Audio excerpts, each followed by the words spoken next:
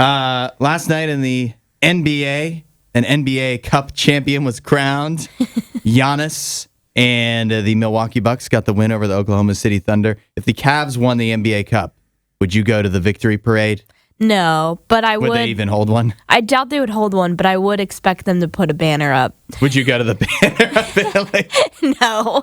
That would feel pretty corny. But that was the only big story out of the NBA last night. Also, the NBA has announced how they are tweaking their All-Star Game format. Tweak isn't even the right word. How they are revamping the All-Star Game. Instead of simply having an East versus West or like Team LeBron versus Team Steph, now what they are doing is they are going to have 4 teams that are going to play in a tournament where the games go to 40 points, so they're shorter. So those all happens in one night. So obviously 2 plays 2. The winners each face each other in the championship.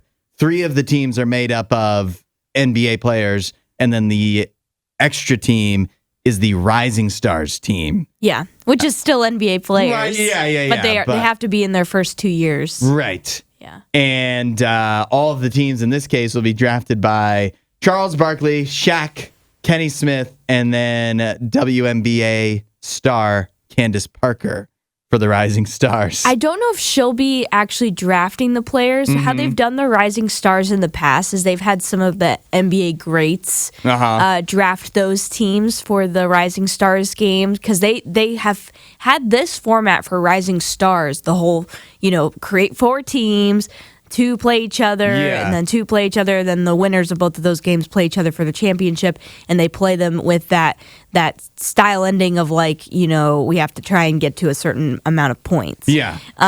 So they've done that. So I don't know if Candace is actually going to draft him, but I think she's going to be the GM. What does that even mean? I don't know what that means. What kind of power does that come with? Yeah, I mean, I feel like if the Rising Star team won with a coach that's an NBA legend, why wouldn't you want to keep that, coach who was a former player? I think last time they had Gary Payton and, some of those guys that are just I think they've even had, anyways. You really know a surprising amount about the NBA Rising Stars game. I actually do really like that format, so I don't necessarily agree with Kevin Durant here, who says he hates it. Yeah.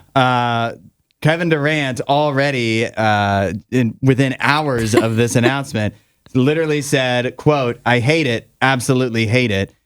He thinks it should just be the East versus West like it's typically been. But you disagree? You think this is a good improvement? I disagree, not because I don't think East or West was bad, or, Team LeBron and Team Durant or Team Steph Curry, whoever the top 2 vote getters were, those were the team captains. I don't think those were necessarily bad, but if you watched the games themselves, they were not very entertaining. And that's mainly because there's no drama. It is all just offense. No one plays defense. And they're, I would imagine for the players, they're having a great time out there. This is fun. They're just enjoying just playing basketball.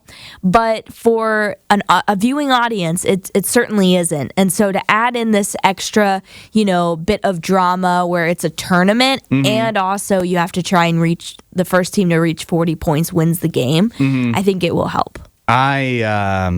Well, I mean, first of all, I'm not going to get upset either way. I don't care about the NBA regular season. I surely don't care about the All-Star game. And I don't think there's a thing they could do to make me care. But I don't think, at the end of the day, I still think the players don't really care. So I just don't think that it's going to change our feelings watching it as fans. My idea, I don't know why they ignored it. The one thing that might make it interesting to me is if you did USA players versus the world, because I feel like, the Olympics are not really a great representation. Obviously, the United States is going to win, but if you had Luka and Giannis and Shai and all the international players on one team, then you have a fair fight. Yeah. And the player, there might actually be some bragging rights there, too, that actually matter, particularly to the American players. So that is the one thing I could think of that could, and I think that was kicked around, but obviously they didn't go with it. But again, at the end of the day, This is rearranging deck chairs on the Titanic. What could they do to actually make the All-Star game matter? They can't. Every sport has this problem. Yeah. There's nothing they can do. Yeah, it's true. Every sport has this problem with their All-Star games. They're not that entertaining. They're not that fun.